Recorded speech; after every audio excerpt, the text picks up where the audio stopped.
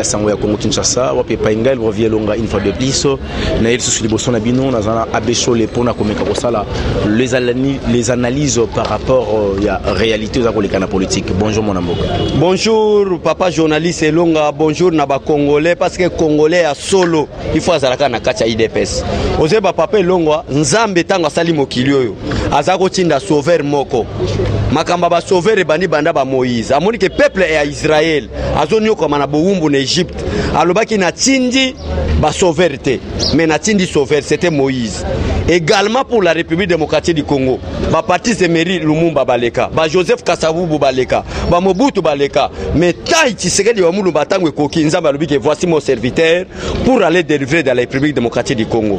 Siko ba politiciens baza na kacha mboka ya Congo lokola baza ba aventurier, je pèse bien mes mots, ce sont des aventuriers, ba comprendre que Tshisekedi wa Mulumba azoya pour la délivrance de la République démocratique du Congo. Ndenge ni toko diaboliser Tshisekedi wa Mulumba to loba kenini Mulumba kozwa pouvoir te.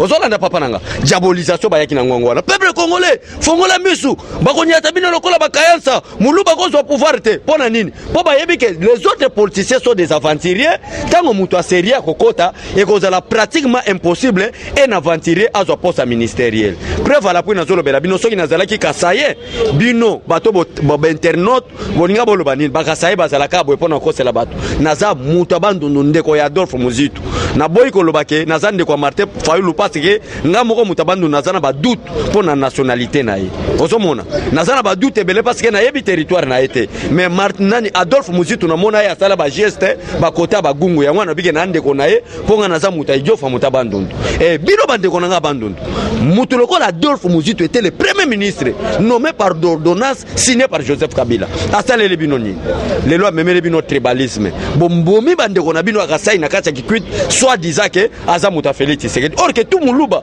n'est pas membre de l'IDPS tibala les lois azamuluba azamuta IDPS te mama chala mwana azamuta IDPS te baluba bazé belé ba professeur Kalele baza baluba baza bata IDPS te donc tout Muluba n'est pas membre de l'IDPS et tout Mukongo aussi n'est pas membre de l'Amuka preuve à l'appui je suis de Bandundu à aucun jour je peux nommer je peux voter Martin Fayulu comme président de la République parce que à ma connaissance seule personne qui est déjà envoyée pour la délivrance de la République démocratique du Congo c'est Tshisekedi wa Mulumba et parce que Tshisekedi wa Mulumba n'est plus il a laissé la doctrine cette doctrine est incarnée à travers Félix Tshisekedi Tshilombo que Dieu bénisse la République démocratique du Congo. Matono mingi on ezala qui déjà ibandeli mon amboka chole ya pesibino déjà sans pour comprendre que lelo a ezali moi tungulu ngai na ye toko panza makanisi pambate analyse ezalaka moi difficile abe chole maloba na yo na kati maloba na yo moi j'en trouve tribalisme dans na kati. Pourquoi tribalisme? Parce que aux autres na kati IDPS tribalisme ezati mais na bande comme sous tribalisme ezali. S'il faut parler na makambo o etali gestion ya bato no sotangi à commencer par le ex-premier ministre Mwana Mboka Adolphe Muzitu tango zolo bakina bandundu asala nini soki tolobito zo bilan matata mponyo lelo oyo ville ya place oyo uti kotonga na Maniema lelo ezali développé à tongi ba stade université tout consort c'est quelque chose de bien au matata mponyo asala ki pona ba congolais nyonso yango wana pesa intérêt propre à tribunal.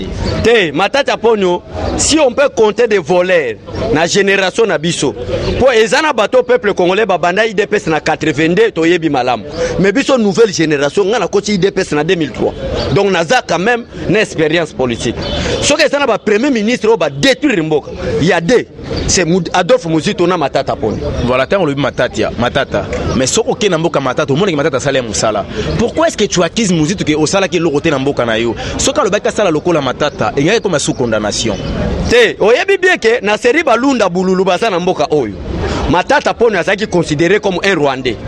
Mais stratégie nini matata ponyo yaki nango à se faire face na bandeko na biso ya Maniema ke nazande ko na bino pour prouver na bandeko Maniema ke azande ko na bango qu'est-ce qu'il faut faire il faut na tonga ba université pas au nom de l'État mais à son nom propre donc université oyo ezana kacha Maniema ba stade oyo ezana kacha Maniema na Maniema ezana kombo ya matata ponyo eza bien privé ya ye na famille na ye alors lokola zana ba exception ya nationalité que azalaka soit burundais soit rwandais na série lunda bululu azoriene na mboka oyo matata ponyo yebane na ba journal nazana ngona like sayo que azalaki ambassadeur ya Rwanda na République d'Isaïe à l'époque.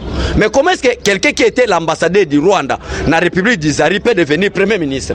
Donc pour la prouver na bande kona biso ba congolais lokola ba politique à lelo et comme ya ko diaboliser pour la prouver na bande ko ba Niema a mipesi province na ke nazana muta province ya Maniema. Alors pour prouver ba Maniema que nazana muta Maniema, qu'est-ce qu'il faut faire? Na yiba mbongo ya l'état au lieu za la intérêt général et za la intérêt privé. Na tonga stade na komba famille nanga, na tonga université na komba famille nanga, na tonga basali ya réunion na komba famille nanga. Tango peuple congolais ko nyoko mananzala akopesa nga confiance ndenge na tongi ba stade wana. Nde stratégie matata pona sala. Mais parlons de Adolphe Muzito. Adolphe Muzito était marionnette. Osola nande konanga Adolphe Muzito azaki marionnette banoma qui est comme premier ministre par négociation yendenge nini ba combattant IDPS balobi que non, nous on ne peut jamais accepter un étranger puisse être le chef de l'État en République démocratique du Congo. Alors lokola Kabila biso to soupçonné que azar rwandais, nous les combattants de l'IDPS, qu'est-ce que nous devons faire? Mieux vaut Jean-Pierre Bemba que Joseph Kabila. Nde to sala ki campagne papa o ngana zo yebisayo to sala ba campagne na ba parlementaire debout to zui Jean-Pierre Bemba po seul ba parti politique et que na ko yamba leader na ina makolo et memi eti nanda ku seli de pes to ke ko yamba Jean-Pierre Bemba banda aéroport ya Njili ti stade Tata Raphaël papa journaliste ko vérifier na ba archive au mona na kacha Tata Raphaël to yemanine biso to voter au président de la République ya Chichi premier ministre est ce ba combattant IDPS ba ko yamba bongo ba combattant MLC ba ko yamba bongo ba ko yemba bongo te seul ba combattant IDPS ba ko yemba. Alors comment faire pour na ko déjouer na Tshisekedi wa Mulumba to yiba Adolphe Muzito à travers les palus nde ba kenda ko pesa mbongo na papa Kizenga soutenir Joseph Kabila abima président to ko nommer premier ministre nde Muzito a trahir peuple congolais à travers Kizenga ba kenda voter Joseph Kabila o biso ba combattant IDPS to benga Kabila rwandais et jusqu'à présent nous maintenons que Kabila n'est pas nos frères. Si aujourd'hui on est en coalition avec FCC, non pour bazo tozo banga bango ou soit baza ba congolais, mais c'est une contrainte constitutionnelle par rapport à l'article 78 de la Constitution qui stipule que le président de la République nomme le premier ministre au sein de la majorité parlementaire. En regardant comme ça, ce n'est pas Lamuka qui a la majorité, mais c'est FCC qui a la majorité. Nous on a la coalition na bango. Donc il y a une grande différence entre Adolphe Muzito et Matata Ponyo. Merci à Bécholé, Nalanda Mwana Mboka Joseph Kabila.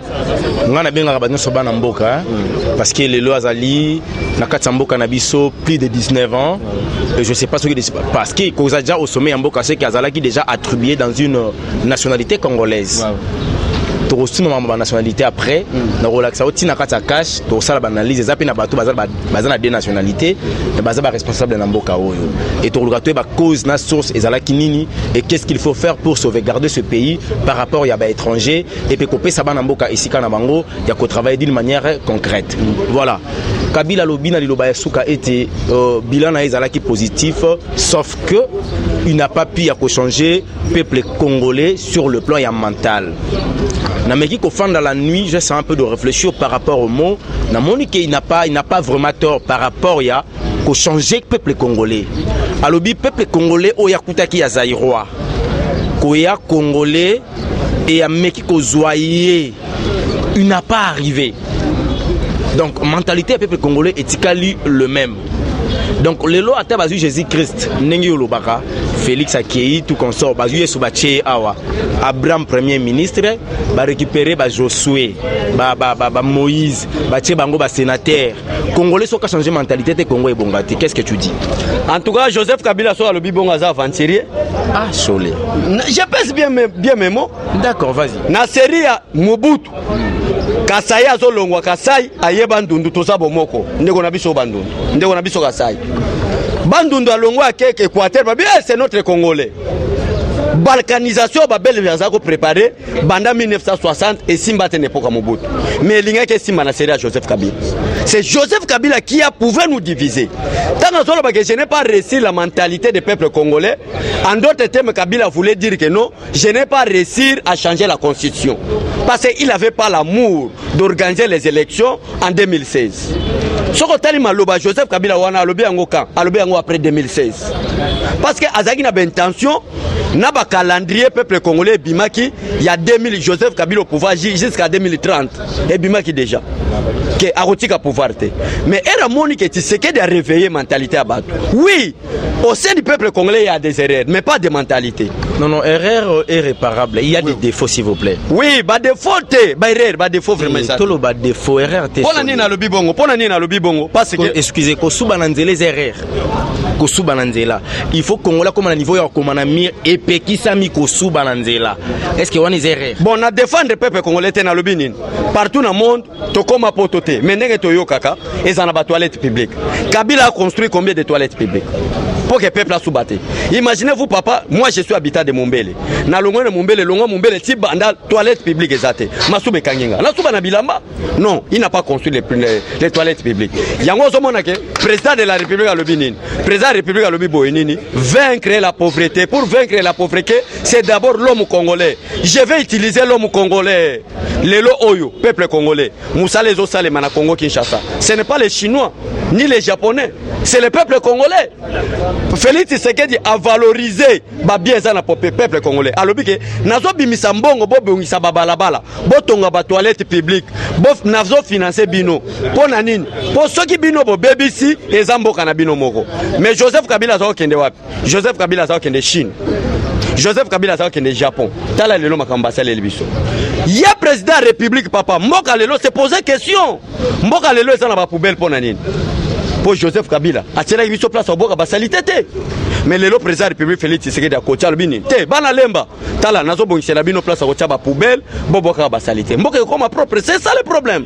L'État a la mentalité à peuple congolais, il y a détruire il y a 80%, peuple congolais est moko aza na 20%. Yango lié, le peuple congolais moko aza na 20%, au lieu to bengango défaut na bengango erreur. Na linga na bengango défaut soki l'État a ba responsabilité na 80%, à ce moment na linga lo ba ke komi défaut. Et ça dans défaut et ça réparable yango na bengango erreur parce qu'avec Félix Tshisekedi 5 ans zébelé, mentalité à peuple congolais ko changer. Abesholé arrivé. Papa journaliste limbisa preuve à l'appui, au sommet na même élection to kenda ki na ngona 2018 ou 2019 oyo ezaki élection moko tribal.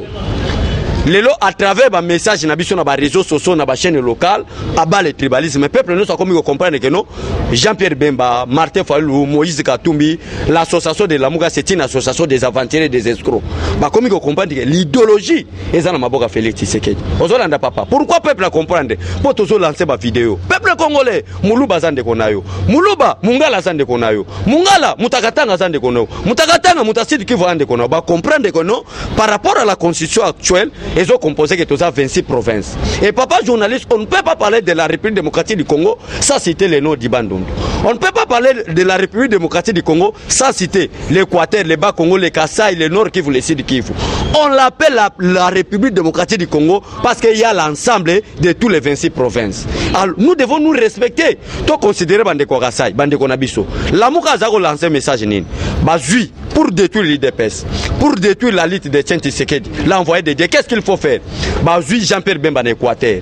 Le Koraza populaire en Équateur. Jean-Pierre Bemba n'est pas populaire en République démocratique du Congo, mais il est populaire à l'Équateur. Il n'y a qu'un seul leader qui est populaire en République démocratique du Congo. Preuve à l'appui, la personne qui est devant vous, Chole que vous appelez, n'est pas du Kasaï. Il est de Bandundu. C'est que à Bandundu aussi, il y a des personnes qui aiment Félix Tshisekedi. Maintenant, qu'est-ce qu'il faut faire pour détruire Félix Tshisekedi? Yo Jean-Pierre Bemba en Équateur, qui est en Équateur. Kende côté à Équateur que Moulouba a pouvoir. Adolphe Muzito za mutabandundu na Martin Fayulu. Bo kita po Martin Fayulu na linga utanga comme on est pour nazaraka vraiment douter na nationalité nae. Adolphe Muzito za mutabandundu kita bandundu. Kende côté à batabandundu que Moulouba a reçu pouvoir. C'est ça Moulouba a reçu pouvoir a onyata bino lokola banani bankayasa. Peuple congolais a reçu Matungulu. Matungulu yo kita côté na bino. Kende côté à batabandundu Moulouba a reçu pouvoir te. Ba ke na Grand Katanga. Babi Moïse Katumbi oyebi ke yo za meti. Ce qui Félix Tshisekedi a reçu pouvoir yo ko gérer te. Alors kende te ya bataba ya Katanga lokola ba idinga pona mazembe yebisa bango ba Grand Katanga Moulouba ko zo pouvoir ta ko nyata bino lokola ba kayansa. Tribalisme renia ki trop. Mais lelo yo pona ko lobelo ke peuple congolais azana défaut mais azana ba erreur ya ba dirigeant. biso babesho le bataba nto binto bi non mutabandu ndazande konayo yope kasaye mutabandu ndazande kono yope mutabandu kasaye azande konayo muta Équateur kasaye azande kono yope muta kasaye muta Équateur azande konayo peuple lelo ba komi ko changer Félix Tshisekedi c'est le sondage bimi lelo azo proposer déjà que a komi na 67%. Atali nanu inanete balobi ki azana 67%. Mais et bon soki ndenge lobby déjà j'ai dit social et bandit opération Obsanga et banda mercredi banda lobby. Ouais mercredi déjà opération sociale et bandit. Tant au peuple congolais azo banda kolia la malamu. C'est que Félix Tshisekedi na 2023 to voter même na 98% na baliro token. Babé Chole na lingi olongola ba émotion par rapport à ma question. Na lingi otika la analyse est correcte par rapport ya ba fait réel ya mboka na biso. Na lingi to longola ba sentiment na ki fanatisme. C'est un peu de réfléchir par rapport à la gestion de la Sobaleki. Jean-Pierre Bemba na 1+4. Na lingi obi misabilo komi balé ya malamu oyo retena naye. En tout cas papa soki na lobby olobaka za sentiment. Pona yebi soki awa biso no to sala sentiment te Félix era kendaki Genève. Asinaki ke Martin Fayulu à la présidence de la République. Félix Tshisekedi asigna pona olobelo ke to a Genève te bi Félix. Keba IDP c'est ça papa no te za famille na binote. IDP c'est ça peuple congolais pour la délivrance. Soko retirer signature na yo te tozo buka. Félix Tshisekedi a retiré signature. Ozolan pona olobaka za sentiment te. Et rezo yebi saka yena lobama kama malamu mi balé Jean-Pierre Bemba. Jean-Pierre Bemba sala tabolamu moko te na mboka. Ata moko te peuple congolais. Soko atuninga politicien musoza sala bolamu na yebi seke politicien te la sala bolamu. Jean-Pierre Bemba monsieur Bemba na yebi beke mission zolandango. Na 1998 Hôtel Melinde Kono Joseph Pinan Laurent Désiré Kabila. Laurent Désiré Kabila était congolais de père et de mère. Moulubakachi. Hôtel Meli Obomi bande konayo na Équateur. Obomi bande kono na partie ya Kisangani. Tshisekedi alobi non, au lieu to bomana, to kende na dialogue inter-congolais, oyo peuple congolais ko choisir ba dirigeant na ye na zela élection. Kabila ya apesi Joseph Kabila, apesi Jean-Pierre Bemba mbongo. Abi Jean-Pierre Bemba bima na TV. Yebisa bango ke to kende accord ya San City to kende accord ya Cascade, nga Joseph Kabila na za la président de la République, Jean-Pierre Bemba za la premier ministre. Et si Tshisekedi n'était pas fort, mais le lelo Kabila za na pouvoir, atikali ya libela, ko ba accord ya San City linga simbate. Tshisekedi alobi nyat aller aux élections, to kende ba élection. Mais tout le monde qui est volontaire dans le système 1+, qui est le distributeur de la République démocratique du Congo? C'est le système 1+4. En commençant de Mobutu jusqu'à 1+4. Si c'est que le système 1+4 les amabé, token de élection, au lieu token de élection, to comme au monde que mais c'est Kabila. Na système 1+4, basé sur la volonté d'organiser l'élection. Si c'est que le tout s'arrête le 30 juin. C'est Jean-Pierre Bemba, mais papa, journaliste, il faut se poser la question. Ni ne pour ça que Jean-Pierre Bemba en 2005, alors que papa battait la ban. Ce qui Jean-Pierre Bemba, c'est vice-président en charge de la sécurité ou de la défense. On pouvait comprendre que non, na cadre ya vice-président chargé à sécurité, à boy des ordres des Anamboka. Mais azaki vice-président chargé à Kofin. Olé na série wana vice-président chargé à sécurité Zalaki Azaria Ruberwa. Olé Ruberwa abimalo bake batela mwana, c'est le vice-président chargé à Kofin, à boy kota la mbongo, mais ayeko bimana TV pour aboma peuple congolais naï. Alors qu'est-ce que je peux dire de bien pour Jean-Pierre Bemba? Retournons maintenant à Joseph Kabila. Joseph Kabila, wanangai s'il vous plaît, hein, bandeko bolandangiza ngai. Bon vouloir pengate. La démocratie de la pensée, il faut ezala. Avant 1+4, Joseph Kabila a eu pouvoir. RCD KML et Télémi, RCD Gome Bimi, MLC Bimi, il n'y avait que deux mouvements. Il y a la libération tout consort. Joseph Kabila a choisi Koutoumi Remassire, ancien président de Botswana, na Gaborone à l'époque. Il y a un facilitateur, il y a un éteto qui est sangana pour prôner unité. Acte 1+4, ils allaient pour la destruction du pays, ou c'était juste pour que le parce qu'il y avait beaucoup de personnes qui m'ont Koufa. Je vais faire accepter, il y a ça le partage, il y a pouvoir. Et il y a la superviseur. Après ça, il y a 4 mécanismes que gérer beaucoup de la première transition pour qu'il y ait une élection. Acte à Kabila, les alaki négatifs, les alaki positifs. Négatif à 100%. Maloba Chole. Les alaki négatifs, je vais prouver comment était négatif. Prouve-le. Makamba 1+4, ils ont volonté à Kabila. Joseph a coûté à table. Makamba négociation habituée banda Laurent Désiré Kabila. Oh yo kaki accord de Lusaka. Accord de Lusaka yé pour nani. Poto moni Jean-Pierre Bemba. Jean-Pierre Bemba yé na série Joseph Kabila a coûté Jean-Pierre Bemba déjà à rebelle Équateur. A coûté Moussa Nyamoussa à rebelle na Bunia. A coûté Azaria Surubero, à rebelle na Goma. Moutou a tellement qu'il faut citer le nom. C'est Tshisekedi. Abi mon frère, preuve à la putain où Tshisekedi a commis. A commis Laurent Désiré Kabila a commis au peuple congolais. À l'époque, Tshisekedi a tout tambola na Jaguar. A joué chauffeur naïe. Na sécurité naïe moko, naïe moko. 100 mois si naïe. Baketi na grand hôtel. N'importe où on a Laurent Désiré Kabila, a zola la na grand hôtel. Akeko mona ndeko naye Laurent Désiré Kabila. Laurent Désiré Kabila ngati Tshisekedi maboko nangeza na makilate. Na sala ka rébellion te mais j'étais démocrate, je lutte pacifiquement. Naye ko mona pona yebiso boy. Bandeko ya Angola, ya Rwanda, ya Burundi, ya Uganda basungi biso pote to benga na dictature na mboka. To luka facture to futa bango po ete bango basala nini bazonga na mboka na bango to organiser mboka. Et Kabila Laurent n'a même pas accepté ya koyamba Tshisekedi wa Mulumba. Tshisekedi a souki na salon d'honneur, il y a grand hôtel. C'est madame Chantal Kani Monda et coché micro. Monsieur Laurent, monsieur Etienne Tshisekedi. Est-ce que vous avez rencontré votre frère Laurent Désiré Kabila? Oyoka il répond à Joseph, il y a Tshisekedi Wamulum. Tshisekedi a dit non, je n'ai pas rencontré mon frère parce qu'il est pris en otage par des Rwandais. Et qui était des Rwandais à l'époque? De Joseph Kabila? Qui était Rwandais à l'époque? De Bougara? Qui était des Rwandais à l'époque? De James Kabarabe? Et aujourd'hui, il est le ministre de la Défense en République rwandaise. Mais posez la question, comment quelqu'un qui était le chef d'état-major en RDC peut devenir le ministre de la Défense? Dans l'état Moussous, que le pays était pris en otage. Alors, que Laurent Désiré Kabila bangi Tshisekedi wa Mulumba. Nde Laurent Désiré Kabila ndimi accord ya Lusaka.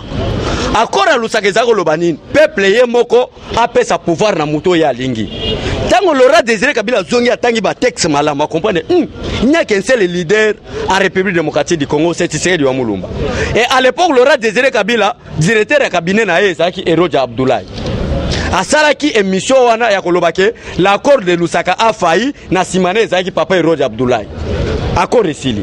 Nde yangwana pe nazoyebisa peuple congolais je pèse même mot na non respect ya accord ya Lusaka et salaki ke Laurent Désiré Kabila Joseph Kabila kozwa pouvoir. Donc ba négociation il y a 1+4 Joseph Kabila akutaki yango déjà na table. Négociation wana Tshisekedi mutabandaki yango avec Laurent Désiré Kabila. Mais quel est le problème?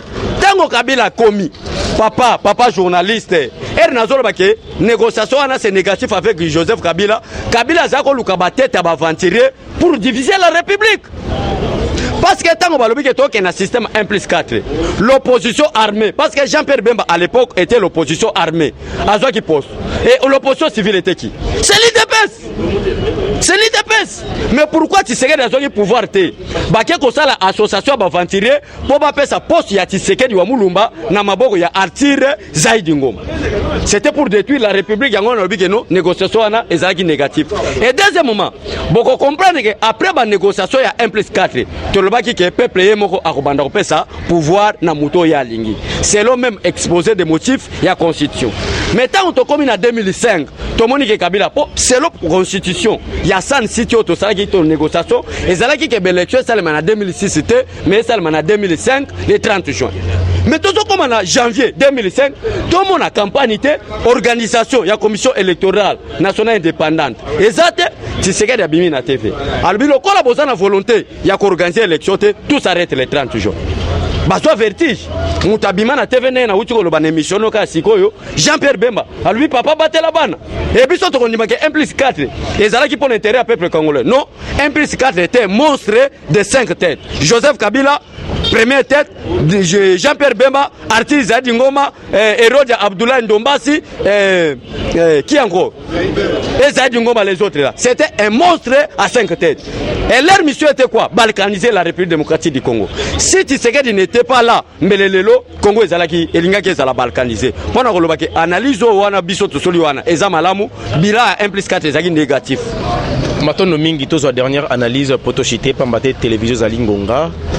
Mon amboka sur le lelo actualité za ko obligé biso ya koloba ete Martin Fayulu soit plateforme la muka mutu na lolenge na ye aluki président de la République pour na koyebisa ete iyo yonde mokonzi tata ekolo ya mboka mais tolingi to sala lokolo zalaka na likanisi ya kobenga biso utakala to ya pena na yo pona kosala mosala pona koluka kotombola nkitato pe ko changer mboka na biso Congo. Lelo oyo eboti polémique. Koya ya Martin Fayulu ebimi si ye mwana muke abimi mwana ya zoba falaka tika na lutte na ye mais tango président bengaka isoka yaka alingaka za na mona mayele to pe zoba acte o bango bazui ezali acte ya lokumu to pe ezali acte ya soni. Merci papa journaliste na lingina lo bana bandeko balanda ka émission no pona yebi beke balanda ngo mingi na lingina lo bana bandeko nyoso boy qui est Martin Fayulu. Martin Fayulu azana parti politique na yo ngo kombo na ngo SID ezalaka ndaku ya chambre moko bakata na rideau d'enseignement ozolanda papa nanga sikoyo azalaki mutu moko azalaki kolanda liti Etienne Tshisekedi biso tozako kanisa ke ninga zolanda liti Etienne Tshisekedi c'est un politicien sérieux. Or il était agent de renseignement de Joseph Kabila pour détruire l'IDPS et je vais le prouver. Soki Tshisekedi azako lala nanda kune ya Petignas bayoki ke Martin Fayulu aye il faut ba ke la musaye papa moi nanda kwa ye soki bolenga nkoi ba oyo akendaki lemba na terrain mefe lisanga bonganga baye koluka Tshisekedi ke Martin Fayulu azate Tshisekedi akolamuka te biso ba combattre IDPS topesa ki Martin Fayulu confiance que un homme sérieux par rapport aux autres politiciens de la République. Or que il était un agent de renseignement pour détruire même la vie de Etienne Tshisekedi. Maintenant, je commence à soupçonner que même la mort de Etienne Tshisekedi wa Mulumba, Martin Fayulu a des mémises à l'intérieur. Parce que azalaki mutu moto pesa que confiance à 100%. Et l'homme qu'on a utilisé pour détruire la République, pour détruire la lutte d'Etienne Tshisekedi, pour détruire l'IDPS, c'est toujours Martin Fayulu. Quelqu'un qui était proche de Tshisekedi wa Mulumba, proche de Félix Tshisekedi, et la même personne, on l'a utilisé pour détruire l'IDPS. Et pour la même haine ethnique que Batabandundu balin ko sentir Baluba te. Baluba peut pas sentir Batabandundu te à cause de qui? De Martin Fayulu. Ozolanda papa. Approche na yepembe na mokonza mboka. Ezali acte moko négatif, ezali acte positif. Ezali acte moko louable, to ko betele maboko. Enfin, tu es un homme, tu es courageux, si réellement pour l'intérêt du pays, voilà, tu as bien réfléchi ou tu as mal réfléchi, il a fallu otika la radicale na vérité des urnes. Non, il n'y a même pas encore de vérité des urnes. Il n'y a pas de vérité des urnes, papa. La vérité des urnes est égale à Félix Tshisekedi. C'est la scène selon la Constitution, c'est la scène qui a la compétence là de promulguer les résultats des urnes et la Cour constitutionnelle doit confirmer si c'est vrai ou faux. S'il vous plaît, ne parlez pas de la Cour constitutionnelle parce que jusqu'à présent, Cour constitutionnelle Tisika Oyo, ba commune à ba chambre spéciale. Cour constitutionnelle azoboya barré à Seni, tu peux pas résulter à Seni. Cour constitutionnelle pas na yemo azokuta ba erreur matérielle. Donc il ne faut plus parler de cour constitutionnelle. Mais quand on conseille l'analyse acte Fayulu asali, les vrais, les malamu tous les mabe. Acte Fayulu azamabe, peuple congolais na oyeb sabino, un aventurier ne peut pas proposer de bonnes choses. Un aventurier n'a jamais proposé de bonnes choses. Comme Martin est un aventurier, il ne peut pas proposer de bonnes choses. Pourquoi? Parce que Martin Fayulu azoloba état de droit. L'état de droit, la vérité des îles pour restaurer l'état de droit. Nakacha constitution nabiso, banda exposé des motifs jusqu'à dernier article de la constitution. Place ni balobi ke nakacha mboke sengele zana structure mo babengaka au Conseil national des réformes institutionnelles. Exact. Et l'on a liboso était ce qui a aventuré. L'État a la vérité des îles. Et aujourd'hui, il accepte le président de la République comme chef de l'État qui a gagné des élections. Mais tribalisme wa bema kinamboka. Ce que Martin Fayulu devrait faire pour que tout le monde, c'est un homme qui a mené la repentance, on doit le pardonner. Qu'est-ce que Martin Fayulu devrait faire? Et c'est le peuple congolais nazaki na motema mabe contre Félix Tshisekedi, mais motema mabe na ngai futinga ité. Na yeko senga bolimbisi, bo considérer bande kona bino ya IDPS comme ba congolais, Félix Tshisekedi nda gagné ki élection.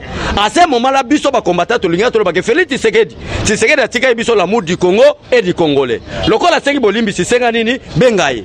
Mais tant que nous avons proposition que yotika la chef de l'État, ngai nazala président au Conseil national de réformes institutionnelles.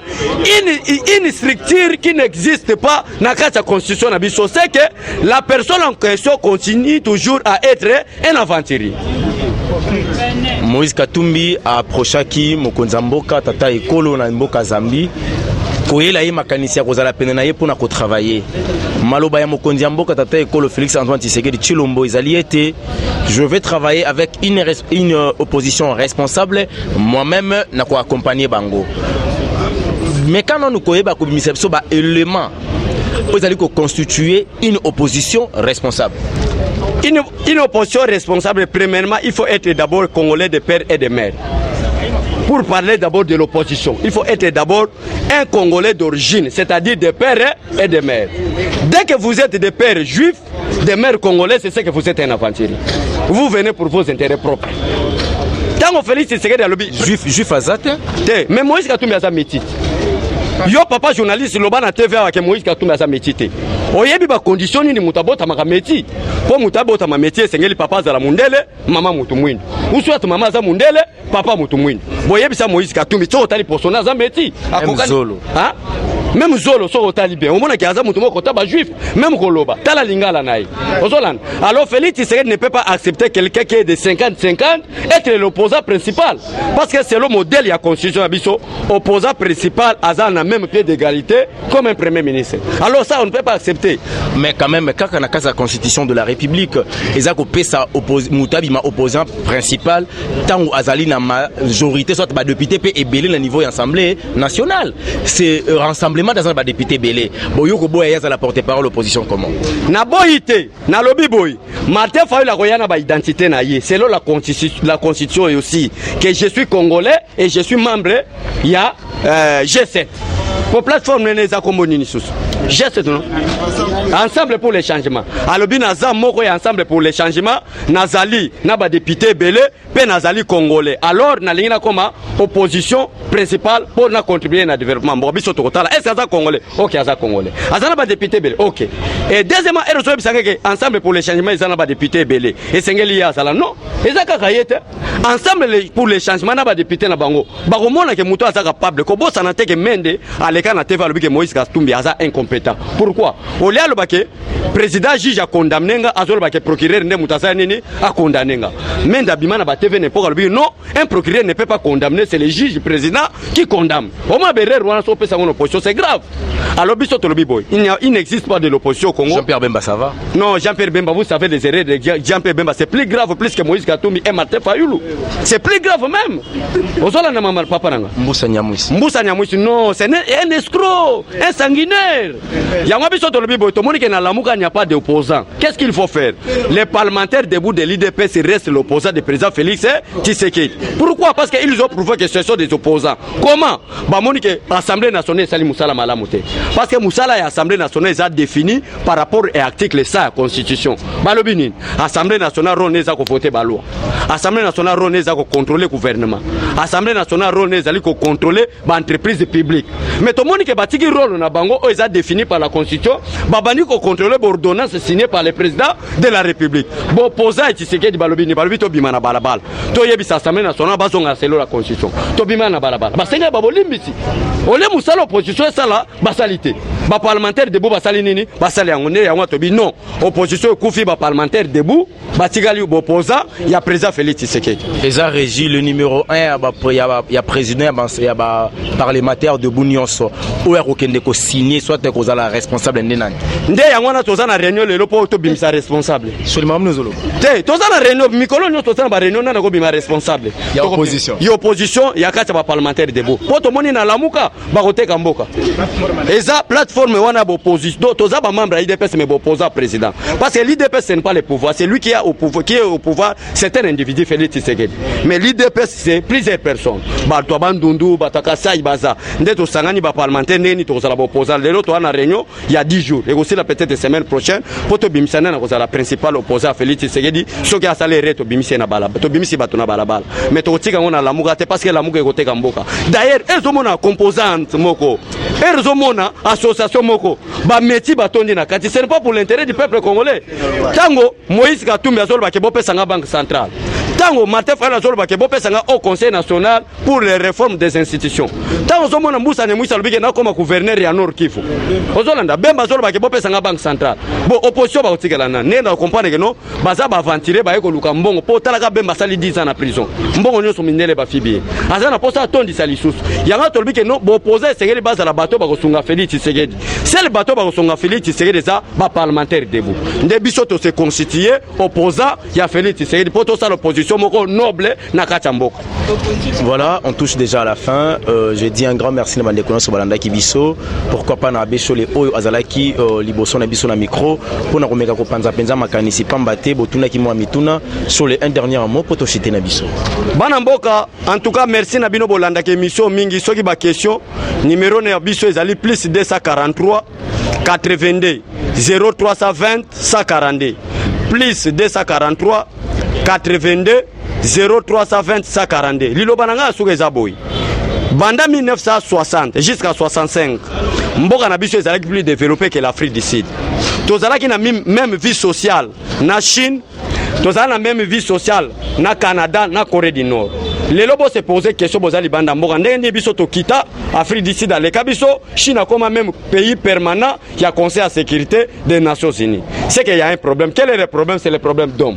Quels sont ces hommes-là? Ils se cachent na FCC, les autres na Lamuka. Bango wanande. Mais ngana lobi boy. Dernier mot ngeza boy. Félix Tshisekedi a dernier cartouche pour le peuple congolais. Ce qui a bongi simboka oyo te congolais moko ati oza sous président de la République te to kota ba prière pour yeso ayo oza la président de la République démocratique du Congo. Le Congo est pratiquement impossible yeso oza la président de la République démocratique du Congo, c'est que c'est pratiquement impossible Félix Tshisekedi a bébisa. C'est qu'il a travaillé pour l'intérêt du peuple congolais. Que Dieu bénisse mon président que j'aime beaucoup malgré nos opposants. Que Dieu bénisse le peuple congolais. Avec Dieu nous vaincrons et tout l'amuka sera détruit. Tala lelo fayu la sengi pardon. Pardon à sengi pourquoi? Pour moto ya stade de martyr. Et que détruire Framaso et ça qui na stade de Sainte-Thérèse, lelo ba komi mbeya mbeya. Peuple congolais bolinga bo kabwana. Bolinga bo kabwana na libanda ya mboka. Tala lelo fayulu moto ezuye ba français ba memaki Framaso pona ko détruire DPS mais Bible lobi no bakana ki basala nga mabe mais nzamba changer ngo na bolamu mabe bongwani bolamu lelo Félix Tshisekedi leader qui n'est pas contesté. Martin Fayulu lobi le chef de l'État, Moïse Katumbi alandi na Zambie, Jean-Pierre Bemba lobi bo pesa nga gouverneur ya banque centrale. Donc moto nzambe fire moto zikisa la muka tumba bango au nom de Jésus bazika na kombo na Yesu. Amen.